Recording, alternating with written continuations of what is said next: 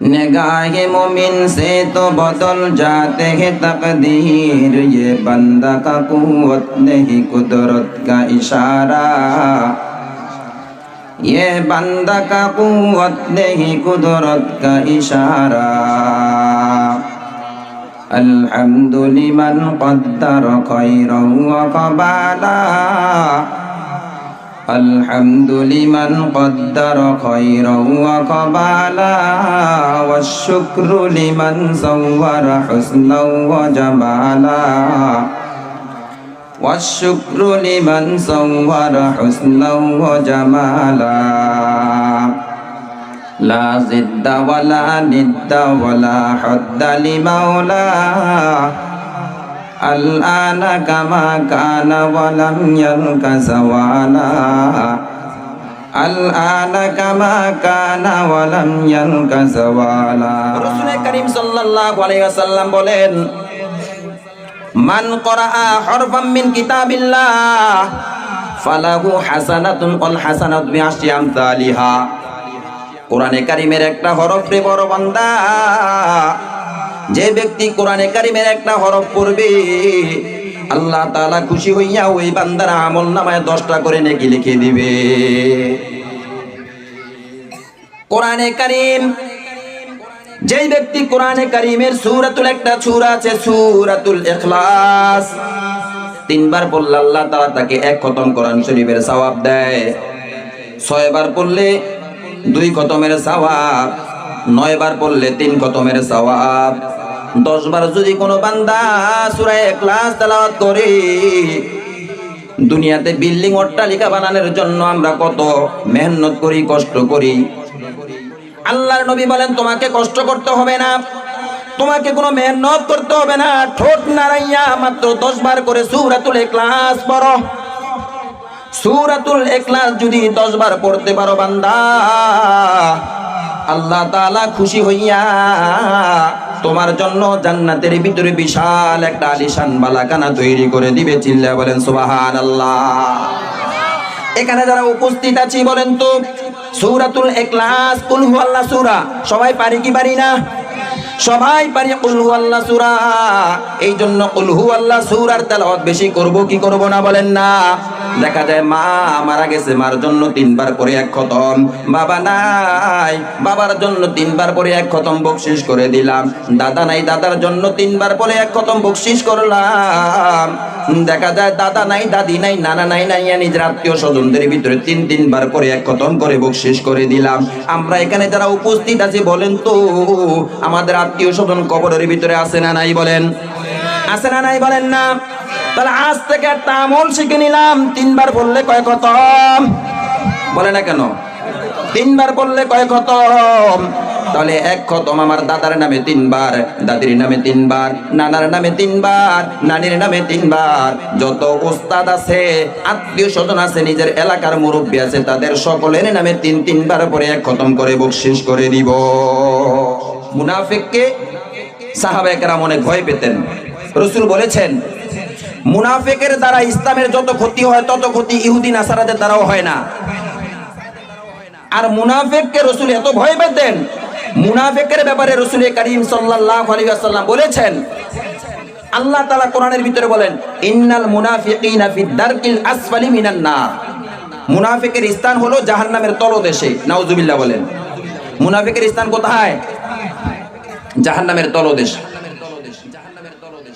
এই মুনাফিককে সবচাইতে বেশি ভয় করতেন খলিফাতুল মুসলিমিন হযরত ওমর রাদিয়াল্লাহু তাআলা আনহু। মুনাফিককে এত ভয় করতেন, আল্লাহর নবী দুনিয়া থেকে চিরতরে বিদায় নেওয়ার আগে মদিনার মধ্যে যত রকমের মুনাফিক আছে সকল মুনাফিকদের তালিকা হযরত হুযায়ফা রাদিয়াল্লাহু তাআলা আনহুর হাতে দিয়ে গেলেন।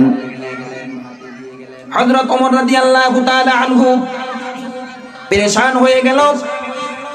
মদিনার মধ্যে যত মুনাফিক আছে সকল মুনাফিকের তালিকা কার হাতে? হুযায়ফা রাদিয়াল্লাহু তাআলা আনহুর হাতে।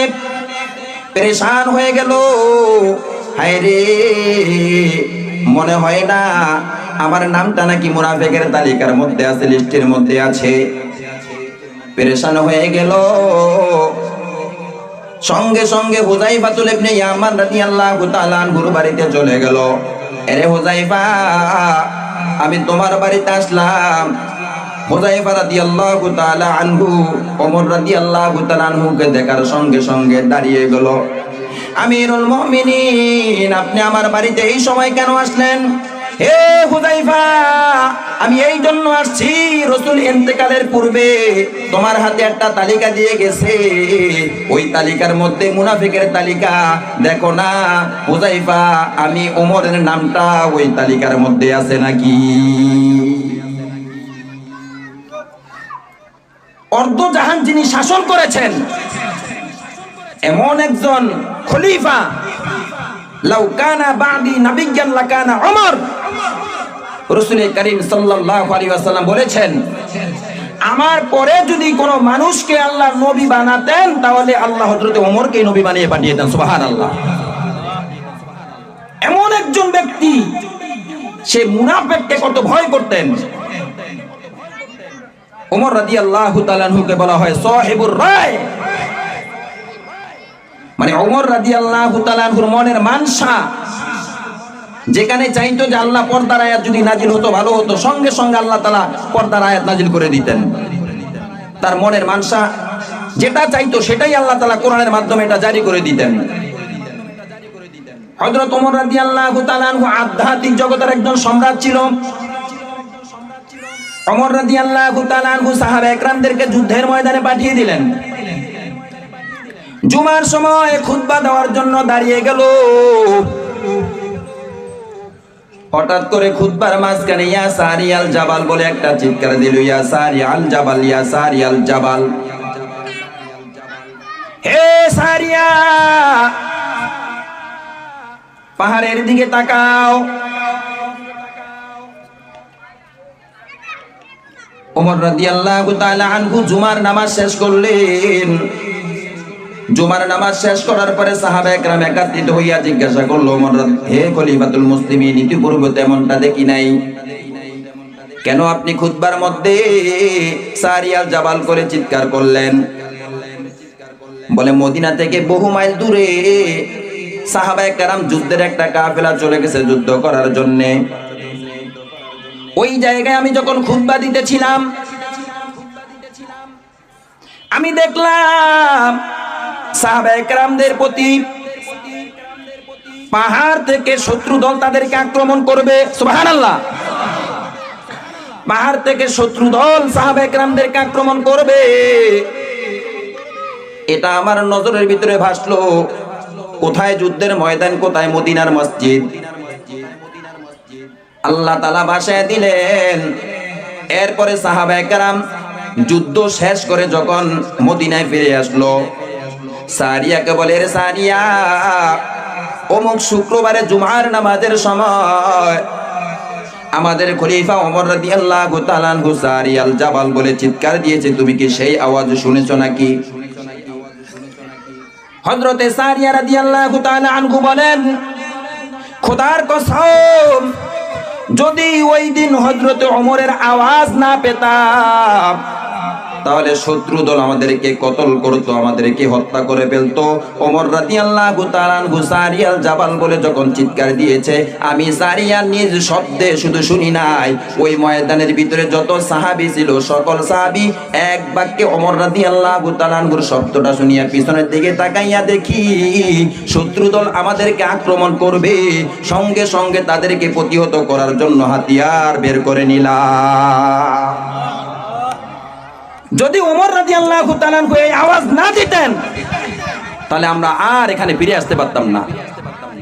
এমন একজন আধ্যাত্মিক রাহাবার, এমন একজন আধ্যাত্মিক জগতের সম্রাট মুনাফিককে কেমন ভয় করত।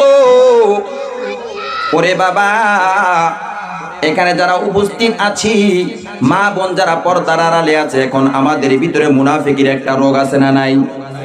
বলেন না, মুনাফিকের রোগ আমাদের মধ্যে আছে না নাই? আল্লাহ তাআলা বলেন, ইন্নাল মুনাফিকিনা ফিদ দারকিল আসফালি মিনান নার। মুনাফিকের জন্য ওই জাহান্নাম আল্লাহ তৈরি করে রেখেছেন, সেটা হবো একেবারে নিম্নমানের জাহান্নাম, জাহান্নামের তলদেশে এটা হলো তার স্থান। ওমর রাদিয়াল্লাহু তাআলা আনহু যখন হুযায়ফা রাদিয়াল্লাহু তাআলা আনহুকে বলেছেন, হুযায়ফা, আল্লাহর নবী তো তালিকা তোমাকে দিয়ে গেছে, দেখো না আমার নামটা আছে নাকি। তখন হুযায়ফা রাদিয়াল্লাহু তাআলা আনহু বলেন, আমিরুল মুমিনিন, বেয়াদবি মাফ করবেন, ক্ষমা করবেন, আল্লাহর নবী কি তালিকা দিয়ে আমাকে এই কথা বলেছেন, খবরদার হুযায়ফা এই কথা তুমি কাউকে বলবা না। তাহলে আপনার নাম এই তালিকার ভিতরে আছে না নাই এটা আমি বলতে পারবো না, কারণ রাসূল নিষেধ করেছেন। রাসূল কি করেছেন? সারা পৃথিবীর মুসলমানদেরকে আল্লাহর নবী বলেছেন, এরে আমার উম্মত, খবরদার তোমার থেকে যাতে একটা সুন্নত না ছুটে। আজ দেখেন বাংলাদেশের মুসলমান নয়, সারা পৃথিবীর মুসলমান। আল্লাহর নবী বলেছেন, রে বান্দা, তুমি তোমার দাড়িটাকে লম্বা করো। দেখা যায় কিছু বাংলাদেশের মুসলমান আছে দাড়িটাকে ছোট করিয়া মুছগুলাকে বড় করে, এরকম মুসলমান বাংলাদেশে আছে না নাই? আছে না নাই?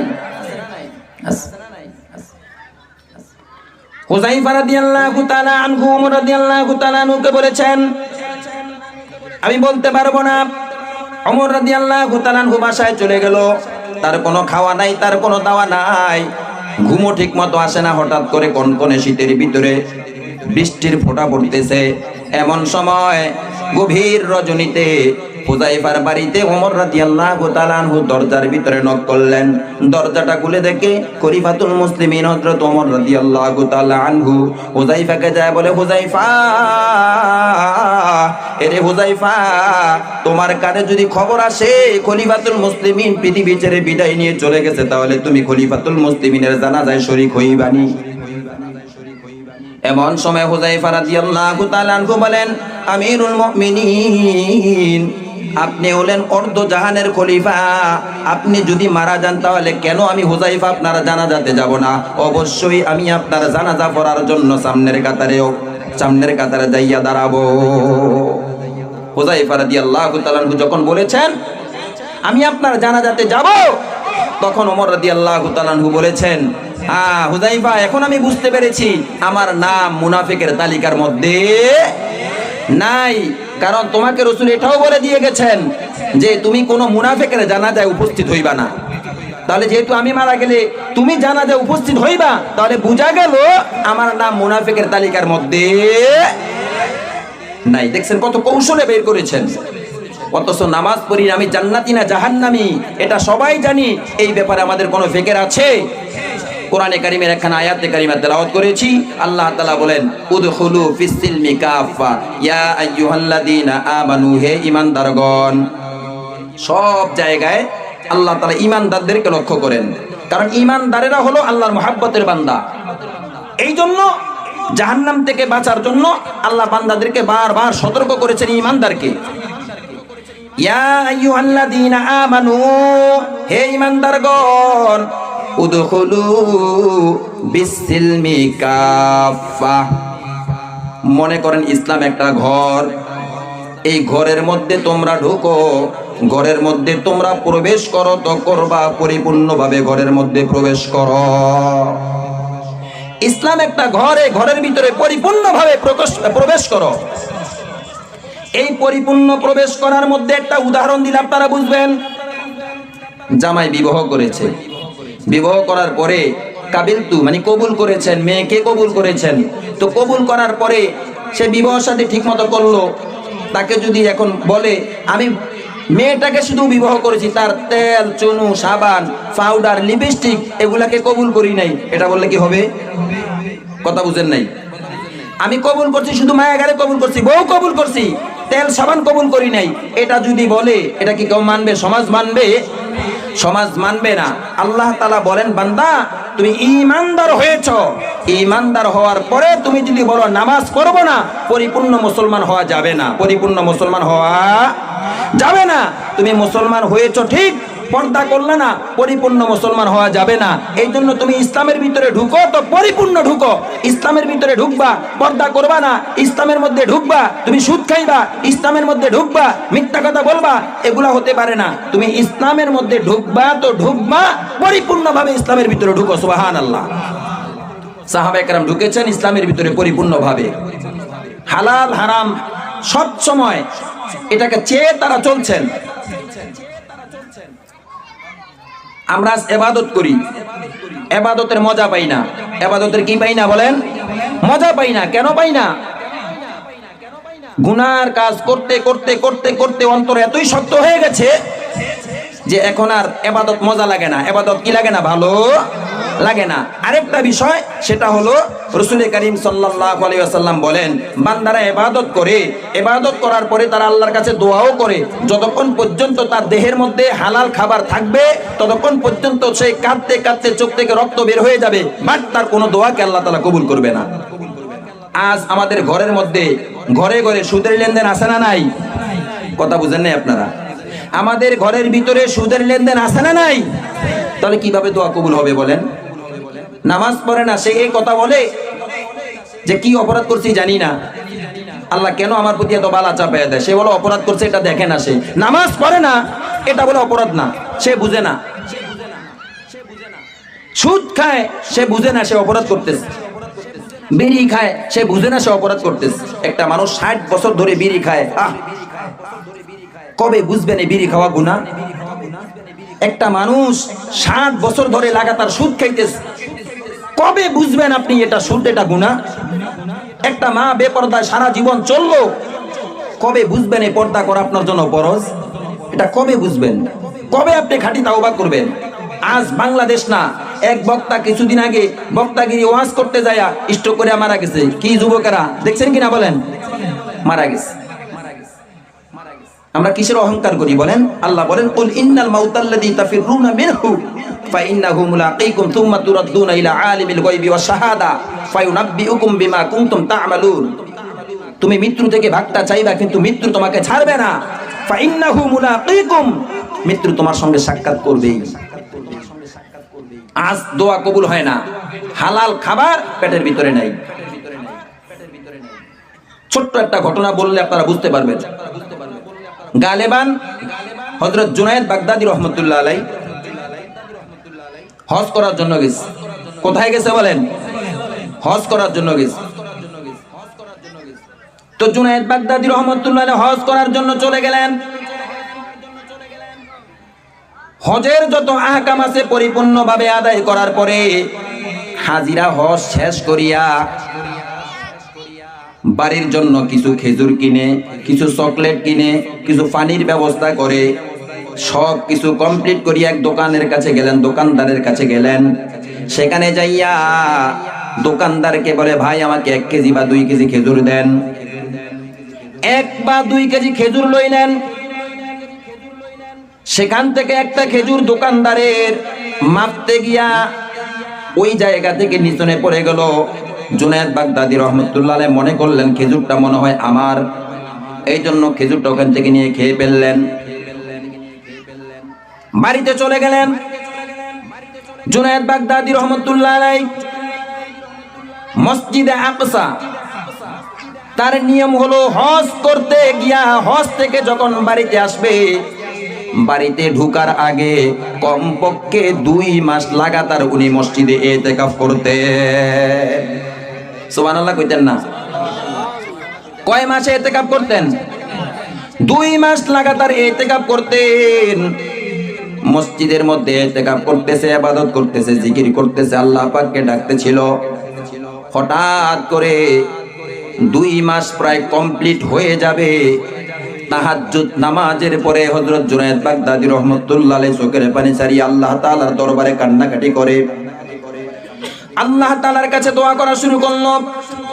এমন সময় 2 জন লোক ওই জায়গায় বলা বলি করে, কথোপকথন, একজন একজনের মধ্যে কথা বলে যে এই যে জুনায়েদ বাগদাদী রহমাতুল্লাহ আলাইহি এত বড় একজন আল্লাহওয়ালা বান্দা, লাগাতার 2 মাস পর্যন্ত এই জায়গায় ইতিকাফ করেছে। ইতিকাফের সময় প্রতিদিন এই 2 মাস লাগাতার তাহাজ্জুদ নামাজ পড়েছে, 2 মাস লাগাতার জিকির করলো, কোরআন তেলাওয়াত করলো, কিন্তু তার কোনো ইবাদত আল্লাহ তাআলা কবুল করে নাই। 2 মাস ইবাদত করেছে, একদিনের ইবাদত কে কবুল করে নাই? আল্লাহ তাআলা কবুল করে নাই।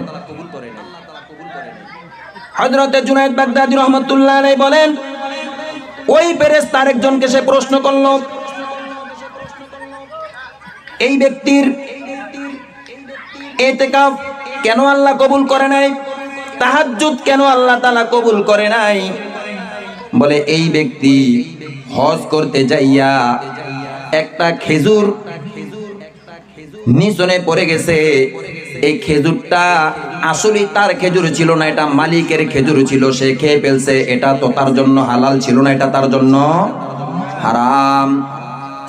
এই হারাম মাত্র একটা খেজুর তার পেটের মধ্যে পড়ার কারণে ফিলিস্তিনের মসজিদে আকসা, এই মসজিদ আকসার মধ্যে লাগাতার 2 মাস ইতিকাফ করে ইবাদত করেছেন।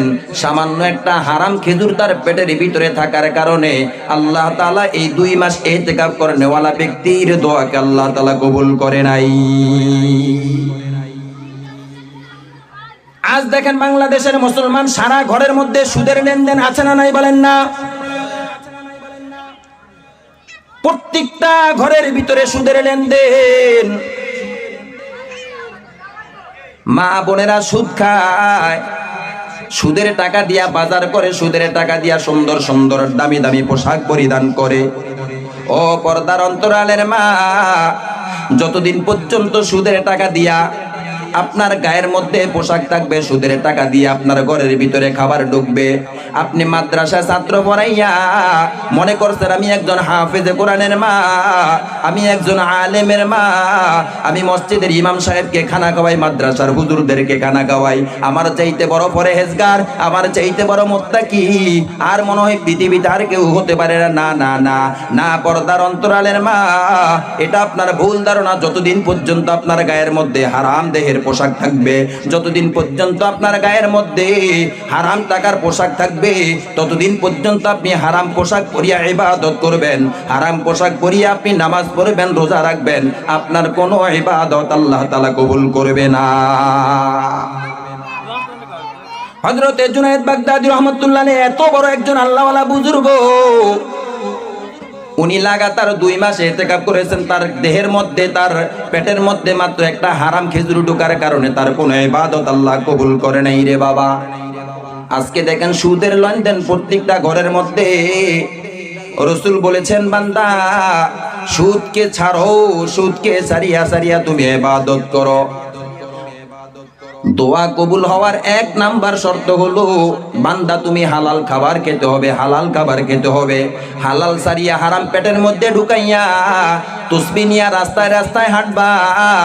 বেপরদা নারী তুমি তসবিহ নিয়া রাস্তা রাস্তায় হাত বার বড় বড় কথা বইয়া তুমি তাহাজ্জুদ নামাজ পড়বা, কোনো ইবাদত কি হবে না কবুল? হযরত জুনায়েদ বাগদাদী রাহমাতুল্লাহ আলাইহি সঙ্গে সঙ্গে মসজিদ থেকে বের হয়ে গেলেন। চিন্তা করলেন, আমি মসজিদে বসে থেকে আমার কি লাভ হবে? এতদিন পর্যন্ত আমি মসজিদের মধ্যে ইতিকাফ করেছি, কোনো ইবাদত কবুল হয় নাই, তাহলে আমাকে আবার মক্কাতে যেতে হবে। মক্কায় চলে গেলেন। মক্কাতে চলে যাইয়া ওই যেই ব্যক্তি থেকে খেজুর কিনলেন, ওই জায়গায় দেখে একটা বাচ্চা বসা। ওই বাচ্চাটাকে জিজ্ঞাসা করলো, এরে বাবা, এই জায়গায় একজন মুরব্বী ছিল, ওই মুরব্বীকে কেন দেখছি না? বলে আপনি কে? বলে ওই মুরব্বী থেকে আমি খেজুর কিনেছি। বলে ওই মুরব্বী আর দুনিয়ায় নাই, দুনিয়া থেকে চিরতরে বিদায় নিয়ে আল্লাহর ডাকে সাড়া দিয়া কবরের বাসিন্দা হয়ে গেছে। এই জায়গায় যারা মাহফিলে বসা, আজকে এখান থেকে বয়ান শেষ করার পরে বাড়িতে যাব, বাড়িতে যাইয়া ঘুমাইয়া যাব। হতে পারে এটাই আমার জীবনের শেষ ঘুম, হতে পারে পৃথিবীর আলো বাতাস আর দেখব না। অন্ধকারের ভিতরে ঘুমাইয়া গেলাম, আর আমি সকালবেলা চোখ মেলতে চাইলেও মেলতে পারলাম না। এরে বান্দা, এখনো পর্যন্ত কিসের এত অহংকার, কিসের এত দেমাগ? আমি কেন নামাজ পড়ি না, রোজা রাখি না? কেন আমার স্ত্রীকে এখনো পর্যন্ত পর্দায় রাখি না? আমি বিড়ি খাই, আমার সন্তান দেখে আমার বাবা বিড়ি খায়, আমার স্ত্রী বেপরদায় চলে, আমার মেয়েটা, আমার মেয়ে আমার স্ত্রীকে ফলো করে। রে বান্দা, এতদিন পর্যন্ত অনেক সুদ খাইলাম, এতদিন পর্যন্ত অনেক গুনাহের কাজ করেছি, সন্তানটাকে মাদ্রাসায় আমি ভর্তি করে দিলাম। এই সন্তানটা মাদ্রাসায় যাইয়া যখন ওস্তাদের কাছে বসে, ওস্তাদ বলে, রে সন্তান, টিভি চাওয়া হারাম, সুদ খাওয়া হারাম, বেপরদায় চলা হারাম, মিথ্যা কথা বলা হারাম। এই সন্তানটা মাত্র ওস্তাদের কাছে 1 ঘন্টা পড়ালেখা করলো। 1 ঘন্টা পড়ালেখা করিয়া যায়া দেখে বাবা টিভির ঘরে বসে বসিয়া টিভি দেখে। ওনার মাথার মধ্যে এটা নিল, আমার বাবা টিভি দেখে, আমার ওস্তাদ বলেছে টিভি দেখা হারাম, বাবাই টিভি দেখে। না না না, এটা কোনোদিন হতে পারে না। আমার বাবাই তো কোনোদিন মিথ্যা কাজ করতে পারে না, কারণ আমার বাবার চাইতে আমাকে কেউ বেশি ভালোবাসে না। আমার ওস্তাদ যেহেতু বলেছে টিভি দেখা হারাম, মনে হয় না ওস্তাদ যেটা বলেছে অবশ্যই মনে হয় ওস্তাদ মিথ্যা কথা বলেছে। আমার বাবাই তো টিভি দেখে, তাহলে আমি বাবাকে ফলো করব, কারণ আমি বাবার সন্তান। আমার বাবা টিভি দেখে, আমিও টিভি দেখব। আমার বাবা সুদ খায়, আমিও সুদ খাবো।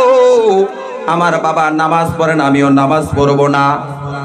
আমার বাবা মিথ্যা কথা বলে, আমিও মিথ্যা কথা বলবো। পর্দার অন্তরালের মা, আপনার মেয়েটাকে আপনাকে ফলো করবে, আপনি পর্দায় না চলিয়া বেপর্দায় চললে আপনার মেয়েটাকে আপনাকে ফলো করবে। আমার মা বেপর্দায় চলে, আমিও বেপর্দায় চলবো। আমার মা মিথ্যা কথা বলে, আমিও মিথ্যা কথা বলবো। আমার মা গীবত শিকায়ত করে মানুষের বাড়ি বাড়ি ঘুরে, আমিও মিথ্যা কথা বলবো। ও পর্দার অন্তরালের মা গো, আপনি সন্তানটাকে মানুষ করার জন্য, আপনি আপনার মেয়েটাকে পর্দাশীল বানানোর জন্য এতদিন পর্যন্ত বেপর্দায় চলেছেন। মা, আর বেপর্দায় চলিয়েন না গো মা। আপনার সন্তানটাকে মানুষ বানান, আপনার সন্তানটাকে কোরআনের হাফেজ বানান। অন্তত পক্ষে যদি কোরআনের হাফেজ বানাইতে পারেন, রাসূল করিম সাল্লাল্লাহু আলাইহি ওয়াসাল্লাম বলেন, মান ক্বরাআল কুরআনু ফাস্তাযহারাহু ফাআহাল্লা হালালাহু ওয়া হাররামা হারামাহু আদখালাহুল্লাহুল জান্নাহ ওয়া শাফাআহু ফি আশারাতিন মিন আহলি বাইতিহি কুল্লুহুম কদ ওয়াজাবাত লাহুন নার। যে ব্যক্তি তার সন্তানকে কোরআনের হাফেজ বানালো, কোরআনে হাফেজ বানানোর পরে সন্তানটা কোরআন অনুযায়ী আমল করলো, হালালকে হালাল, হারামকে হারাম জানিয়া চললো, আল্লাহর রাসূল বলেন ওই সন্তানের জন্য আল্লাহর জান্নাত ওয়াজিব হয়ে যাবে। ওই সন্তান হাফেজে কোরআন হলো। এই সন্তান হাফেজে কোরআন হওয়ার পরে ওয়াশাফাআহু ফি আশারাতিন মিন আহলি বাইতিহি, এই সন্তানকে আল্লাহ তাআলা বলবেন, হে বান্দা, তুমি হাফেজ কোরআন হইলা, তুমি কোরআন অনুযায়ী তোমার জীবনকে গঠন করলা, এখন তোমার জন্য কি পুরস্কার? তোমাকে তো জান্নাত দান করলাম, তোমাকে অনুমতি দিলাম এমন 10 জনকে তুমি জান্নাতে নাও যাদের প্রতি জাহান্নাম ওয়াজিব হয়ে গেছে। মা জাহান্নামী হয়ে গেল, মা জাহান্নামী হয়ে গেছে, মা জাহান্নামাকে সুপারিশ করিয়া জান্নাতে নিতে পারবো। বাবা জাহান্নামী হয়ে গেছে, বাবাটাকে সুপারিশ করিয়া জাহান্নাম থেকে মুক্তি করে জান্নাত নিতে পারবে। মা, বাবা, দাদা, নানি, নানা নানি এবং আত্মীয় স্বজনদের ভিতরে এমন 10 জনকে জাহান্নাম থেকে মুক্ত করিয়া জান্নাতে নিতে পারবো যাহাদের প্রতি জাহান্নাম ওয়াজিব হয়ে গেছে। ওই সন্তানকে জিজ্ঞাসা করা হলো, তোমার বাবা কোথায়? বলে বাবা মারা গেছে। তাহলে এখন আমি তোমাকে একটু কথা বলতে চাই। তোমার বাবার একটা সম্পদ আমার পেটের ভিতরে ঢুকে গেছে, একটা খেজুর, মাত্র খেজুরের একটা দানা। তাহলে ধরো এই খেজুরটার দানা কত টাকা হয় আমি তোমাকে দিতে চাই, অথবা তুমি আমাকে মাফ করে দাও। বলে বাবা দুনিয়া থেকে চলে যাওয়ার পরে একটা খেজুর 4টা ভাগ হয়ে গেছে, আমরা ভাই বোন 4 জন। কয়জন বলেন? ভাই বোন কয়জন? তাহলে খেজুরের মালিকটা এখন আর আমি না, বাবা তো একাই মালিক ছিল। বাবা মাফ করলে আর কারো কাছে যাওয়া লাগতো না। কথা বুঝছেন? বাবা যদি একা বেঁচে থাকতো তাহলে বাবার কাছে মাপ চাইলেই হয়ে যেত। যেহেতু এখন আমার বাবা বেঁচে নাই, তাহলে ওই খেজুরটার মালিক এখন আমি একা না, এই খেজুরটার মালিক হলো আমরা ভাই বোন 4 জনে মালিক। তাহলে কোথায় তোমার ভাই বোন? এক একজন এক এক ডিস্ট্রিক্টে আছে। মনে করেন একজন ঢাকা, একজন চট্টগ্রাম, একজন রাজশাহী, একজন বরিশাল, একজন ভোলা, 4 জায়গায় 4 জন আছে। উনার মধ্যে আল্লাহ তাআলার ভয় এমন ভাবে আছে, উনি চিন্তা করলেন আমাকে টাকা মাফ করতেই হবে, খেজুর মাফ চাইতেই হবে, না হলে আমি ইতিকাফ কেন মক্কা মদিনার ইমাম সাহেব যদি হই, পরের হক আল্লাহ মাফ করবেনি। বলেন না রে বাবা, কেন বলেন না? পরের হক আল্লাহ মাফ করবেনি।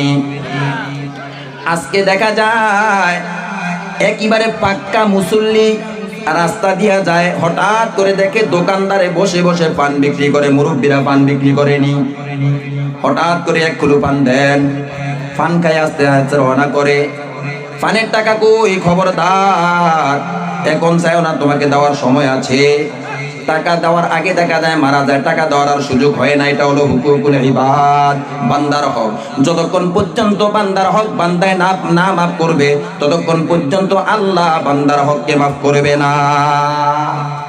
এখন বলে হুজুর, আমার বাবা তো বেঁচে নাই, 4 ভাই বোন, মনে করেন ভোলা গেল, বরিশাল গেল, চট্টগ্রাম গেল, ঢাকা গেল, 4 জনকে একত্রিত করিয়া খেজুরের বিবরণ শুনাইয়া দিল। তাহলে 4 জনকে একত্রিত করেছে, মনে হয় কোনো পেরেশানি ভোগ করতে হয় নাই। আপনারা আমার কথা বুঝেন নাই? মনে হয় পেরেশানি ভোগ করতে হয় নাই, মনে হয় লঞ্চ ভাড়া, স্টিমার ভাড়া এগুলা লাগে নাই। একটা মাত্র খেজুর, এই খেজুরটাকে মাপ চাওয়ার জন্য কত পেরেশানি, কত দৌড়াদৌড়ি করেছে। আজকে মানুষের করাকে করা জমিন ঠেঙ্গা খাই, পেটের ভিতরে সুর ঢুকাই না আগুন ঢুকাই, এটাও কল্পনা করি না। সন্তানটাকে বিবাহ শাদী করায়, ছেলের বাপ হইলেই তো কোনো কথা নাই, জিহ্বাটা এত বড় হয়ে যায়, আমাকে ফার্নিচার দিতে হবে, খাট দিতে হবে, ছেলেকে একটা সুন্দর করে আংটি দিতে হবে, ছেলের 3 জন বনাই 3 জনকে বড় বড় 3টা আংটি দিতে হবে। এরকম সমাজের রচম চলে কি চলে না বলেন না? ও পর্দার অন্তরালের মা, সন্তানটাকে মানুষ বানান, আপনাকে সুদ দিয়া, ঘুষ দিয়া এবং যৌতুক দিয়া মেয়েটাকে বিবাহ দিতে হবে না। আপনার মেয়েটাকে আপনি শরীয়তের বিধান অনুযায়ী ঘরের ভিতরে রাখেন, তাহলে দেখবেন এমনিতেই আল্লাহ তাআলা আপনার জন্য জামাইয়ের ব্যবস্থা করে দিবে। আজ আমাদের অবস্থা ব্যতিক্রম হয়ে গেছি আমরা। তো এই 4 জনকে একত্রিত করিয়া তাদের থেকে মাপ চাইছে, এরপরে আবার ওই মসজিদের ভিতরে যায় ইতিকাফ করেছে। তারপরে ফেরেশতারা এখন কি বলতে থাকে যে এই ব্যক্তি 2 মাস পর্যন্ত ইতিকাফ করেছে, তার কোনো ইতিকাফ কবুল হয় নাই, আজকে মাপ চেয়ে আসছে, হারাম থেকে হালাল পেটের ভিতরে ঢুকাইছে, এখন তার ইতিকাফ সরাসরি আসমান পর্যন্ত পৌঁছে যাইতেছে। কি বলেন? ইবাদত করতে হলে সর্বপ্রথম পেটের ভিতরে কি রাখতে হবে? হালাল খাবার রাখতে হবে, হালাল খাবার ঢুকাতে হবে। হালালে বরকত, হালালে কি? হারামে আরাম নাই। হারামে কি নাই বলেন না? হারামে কি নাই বাবা? আরাম নাই। আমার সময় শেষ, আমি আপনাদেরকে আরেকটু কথা বলি। রাসূল করিম সাল্লাল্লাহু আলাইহি ওয়াসাল্লাম সাহাবায়ে কেরামদের নিয়ে একটা যুদ্ধের ময়দানে চলে গেছে। খন্দকের যুদ্ধ। কিসের যুদ্ধ বলেন? খন্দকের যুদ্ধ। তো যুদ্ধ যে যাইয়া এত মেহনত, এত পরিশ্রম, এত কষ্ট করেছে, এক একজনের প্রচন্ড ক্ষুধার যন্ত্রণায় কাতর হয়ে গেছে। কোদাল দিয়া যে মাটি কাটবে, আর তাদের কোদাল উঠাইতে চায়, মারতে পারে না, এত প্রচন্ড ক্ষুধা। দৌড়াইয়া চোখের পানি পালাইয়া রাসূলের দরবারে গেছে, নবী আজকে দেখেন আমার পরিস্থিতি কত খারাপ, ক্ষুধার যন্ত্রণায় পেটের ভিতরে পাথর বাঁধছি। আল্লাহর রাসূল বলেন, আবার সাহাবা তোমরা ক্ষুধার যন্ত্রণায় পাথর বাঁধছো? রাসূল জামাটাকে সরাইয়া দেখায় যে তোমরা পাথর বাঁধছো একটা, আমি ক্ষুধার যন্ত্রণায় পাথর বাঁধছি 3টা। ও চিল্লায়া বলেন সুবহানাল্লাহ। কয়টা পাথর বাঁধছে? 3টা। এই পরিস্থিতি দেখে সাহাবায়ে কেরামের মধ্যে একজন সাহাবী, তার নাম হলো হযরত জাবের রাদিয়াল্লাহু তাআলা আনহু। হযরত জাবের রাদিয়াল্লাহু তাআলা আনহু আল্লাহর নবীকে এসে বলে, ইয়া রাসূলুল্লাহ, ইয়া হাবিবাল্লাহ, আপনারা প্রচন্ড ক্ষুধার্ত, কিন্তু আমি তো গরীব সাহাবী, আমার দ্বারা সবাইকে মেহমানদারি করা সম্ভব না। আপনি শুধুমাত্র কেবলমাত্র রাহমাতুল লিল আলামিন, আপনি আমার ঘরের মধ্যে আজকে দুপুরের খানাটা খাইবেন। আল্লাহর নবী দাওয়াতটা কবুল করেছে। হযরত জাবের রাদিয়াল্লাহু তাআলা আনহু বাড়িতে চলে গেল। বিবি সাহেবাকে বলবে, বিবি সাহেবা, আমার নবীকে আমি দুপুরবেলা দাওয়াত করেছি, আমার নবী দাওয়াত কবুল করেছেন। স্ত্রীও বলে আলহামদুলিল্লাহ। স্ত্রী ছিল একজন নেককার ধার্মিক নারী। হযরত জাবের রাদিয়াল্লাহু তাআলা আনহু খবরটা পৌঁছে দিল। জাবের রাদিয়াল্লাহু তাআলা আনহুর স্ত্রী যখন আলহামদুলিল্লাহ বলেছে, তো এটা বলে আবার চলে আসতো। চলে আসার পরে নবীজি সাল্লাল্লাহু আলাইহি ওয়াসাল্লাম সাহাবায়ে কেরাম 3000 সাহাবী, কয় হাজার সাহাবী? 3000 সাহাবীকে একত্রিত করে আল্লাহর নবী বলেন, ও আমার সাহাবা, ও আমার সাহাবায়ে কেরাম, আজকে দুপুর বেলা জাবেরের ঘরে আমরা 3000 সাহাবী দাওয়াত গ্রহণ করলাম। কয় হাজার সাহাবীর দাওয়াত? জাবের রাদিয়াল্লাহু তাআলা আনহু শুনে আশ্চর্য হয়ে গেছে। দাওয়াত দিলাম কয়জন? কথা বলে না কেন? দাওয়াত দিলাম কয়জন? রাসূল নিতে চায় কয়জন? কথা বুঝে নিলেন আপনারা? কয় হাজার? 3000। সঙ্গে সঙ্গে দৌড়ে বিবির কাছে চলে গেছে। বিবি, আমার নবীকে মাত্র একজনকে দাওয়াত দিলাম, নবী যায় সকল সাহাবীদেরকে বয়ান করে আমরা 3000 সাহাবী সবাই সহ আজকে দুপুর বেলা জাবেরের ঘরে দাওয়াত। সুবহানাল্লাহ কইতেন না?